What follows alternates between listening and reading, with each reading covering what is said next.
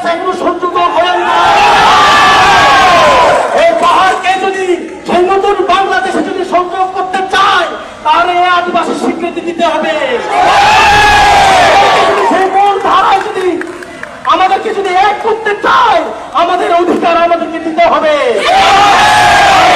কিছু চাই না, আমরা শুধু নিজেদের মতন বাঁচতে চাই, সংস্কৃতির মধ্য দিয়ে বাঁচতে চাই, আমাদের ভাষার মধ্য দিয়ে বাঁচতে চাই। যে অবস্থা করেছে আপনারা দেখেছেন, পাহাড়ের বিভিন্ন দলের মধ্য দিয়ে আমাদের তারা শেষ করার চেষ্টা করছে, এটা আমরা হতে দিব না।